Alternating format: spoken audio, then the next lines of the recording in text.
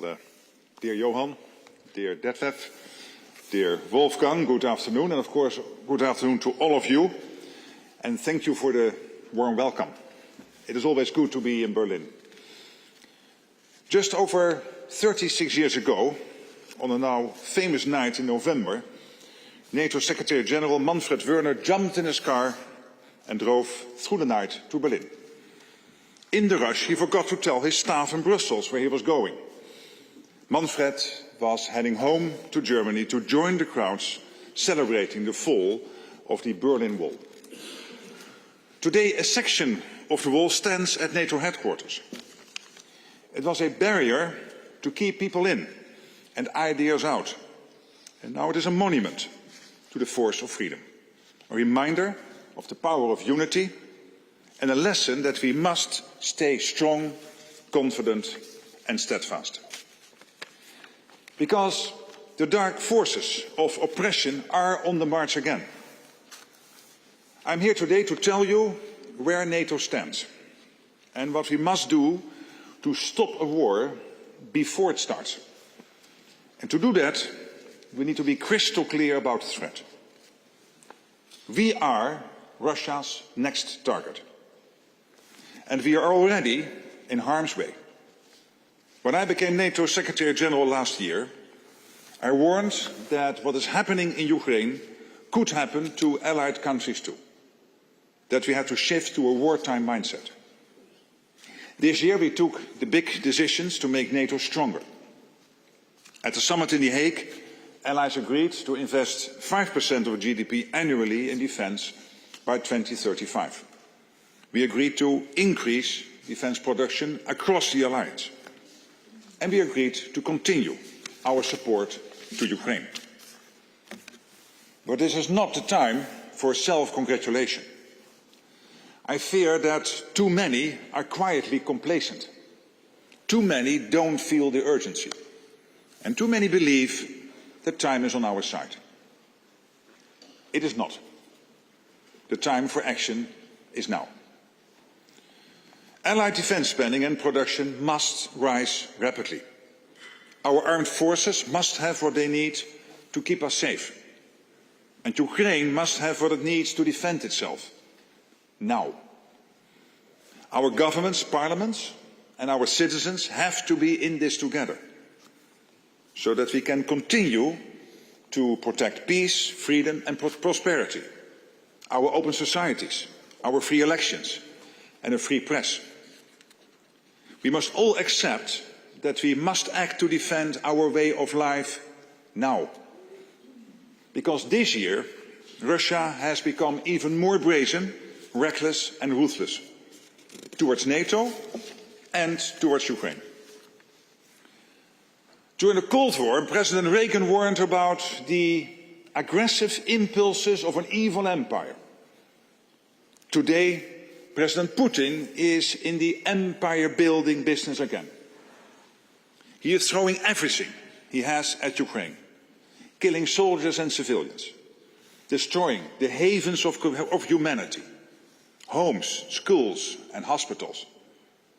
So far this year, Russia has launched over 46,000 drones and missiles against Ukraine. Russia is likely producing 2,900 attack drones a month and a similar number of decoys to distract air defences. And in 2025, Russia produced around 2,000 land attack cruise and ballistic missiles. It is close to peak production. And while Putin is trying to destroy Ukraine, he is also devastating his own country. There have been over 1.1 million Russian casualties since he began his war in 2022. And this year, Russia has lost, on average, 1,200 troops a day. Think about that. More than 1 million casualties so far and 1,200 a day killed or wounded this year alone. Putin is paying for his pride with the blood of his own people. And if he is prepared to sacrifice ordinary Russians in this way, what is he prepared to do to us? In his distorted view of history and the world, Putin believes that our freedom threatens his stranglehold on power and that we want to destroy Russia. Putin is doing a good job of that all by himself.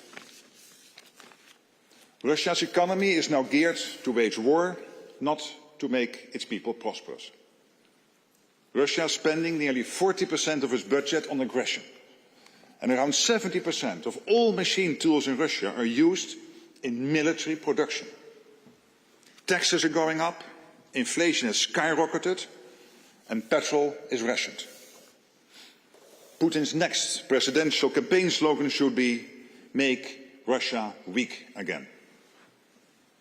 Not that he is troubled by free and fair elections, of course. And how is Putin able to continue his war against Ukraine? The answer is China. China is Russia's lifeline. China wants to prevent its ally from losing in Ukraine. Without China's support, Russia could not continue to wage this war. For example, about 80% of critical electronic components in Russian drones and other systems are made in China. So when civilians die in Kiev or Kharkiv, Chinese technology is often inside the weapons that kill them. And let's not forget that Russia also relies on North Korea and Iran in its fight against freedom, with ammunition and military equipment. So far, Putin has only played the peacemaker when it suits him, to buy time to continue his war. President Trump wants to end the bloodshed now, and he is the only one who can get Putin to the negotiating table. So let's put Putin to the test. Let's see if he really wants peace, or if he prefers the slaughter to continue. It is essential that all of us keep up the pressure on Russia and support the genuine efforts to bring this war to an end. NATO support means Ukraine can defend itself today, be in a strong position to secure a just and lasting peace, and be able to deter any Russian aggression in the future. Billions of dollars worth of critical military hardware is flowing into Ukraine, sourced from the United States, paid for by allies and partners. This is firepower only America can provide. We are doing this through a NATO initiative, indeed we call PURL. Since it was launched this summer, PURL has supplied around 75% of all missiles for Ukraine's Patriot batteries, and 90% of the ammunition used in its other air defense systems. And I want to thank Germany and all our allies for their support. PURL is keeping Ukraine in the fight and protecting its population. And I count indeed on more allies to contribute to PURL and to step up support to Ukraine in many other ways. Because we must strengthen Ukraine so they can stop Putin in his tracks. Just imagine if Putin got his way. Ukraine under the boot of Russian occupation. His forces pressing against a longer border with NATO. And a significantly increased risk of an armed attack against us. It would require a truly gargantuan shift in our deterrence and defence. NATO would have to substantially increase its military presence along the eastern flank. And allies would have to go much further and faster on defence spending and production. In such a scenario, we would long for the days when 3.5% of GDP on core defence was enough. The number would grow massively. And with that imminent threat, we would have to act fast. There would be emergency budgets, cuts to public spending, economic disruption, and further financial pressure. In that scenario, painful trade-offs would be unavoidable, but absolutely necessary to protect our people. So let's not forget, Ukraine's security is our security. NATO's own defences can hold for now. But with its economy dedicated to war, Russia could be ready to use military force against NATO within 5 years. Russia is already escalating its covert campaign against our societies.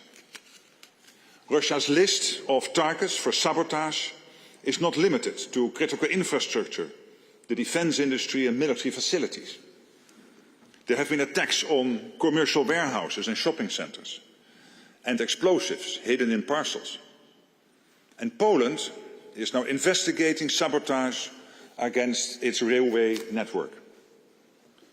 This year we have seen reckless airspace violations by Russia, whether it is drones over Poland and Romania or fighter jets over Estonia.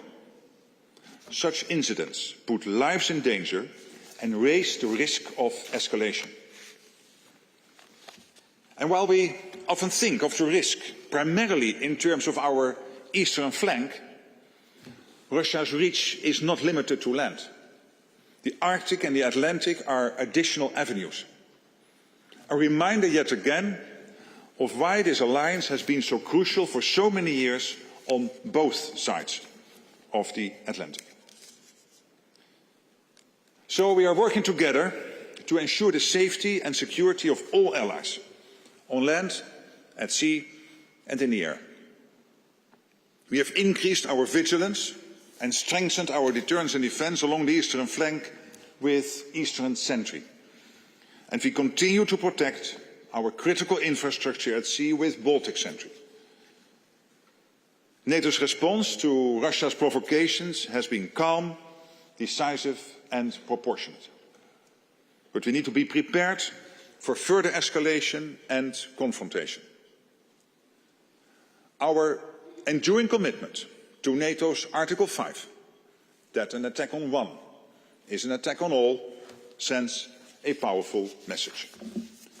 Any aggressor must know that we can and will hit back hard.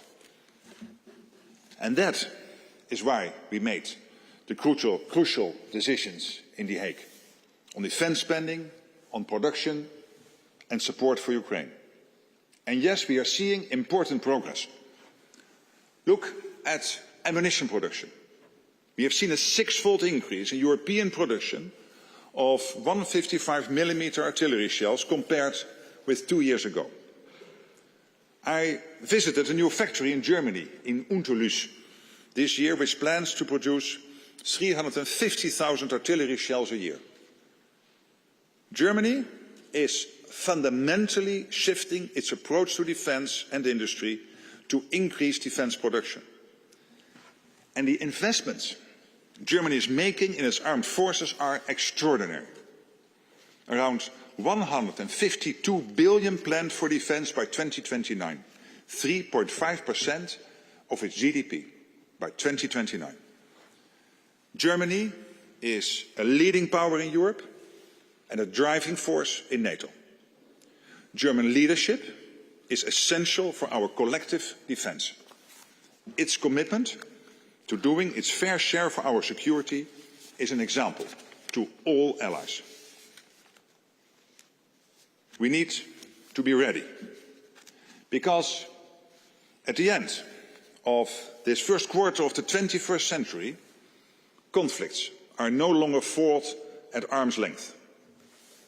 Conflict is at our door. Russia has brought war back to Europe, and we must be prepared for the scale of war our grandparents and great-grandparents endured. Imagine it, a conflict reaching every home, every workplace. Destruction, mass mobilization, millions displaced, widespread suffering and extreme losses. It is a terrible thought. But if we deliver on our commitments, this is a tragedy we can prevent. NATO is here to protect 1 billion people on both sides of the Atlantic. Our mission is to protect you, your families, your friends and your future. We cannot let down our guard, and we won't. I count on our governments to keep up with their commitments and go further and faster, because we cannot falter or fail. Listen to the sirens across Ukraine. Look at the bodies pulled from the rubble. Think of the Ukrainians who might go to sleep tonight and not wake up tomorrow. And what is standing between what's happening to them and what could happen to us? Only NATO. I have a duty as Secretary General to tell you what lies ahead if we don't act faster, invest in defence and continue our support for Ukraine. And I know this is a hard message as we head towards the festive season, when our thoughts turn to hope, light and peace. But we can take courage and strength knowing that we stand together in NATO, with determination and the knowledge that we are on the right side of history. We have a plan, we know what to do, so let us deliver. We must. Thank you.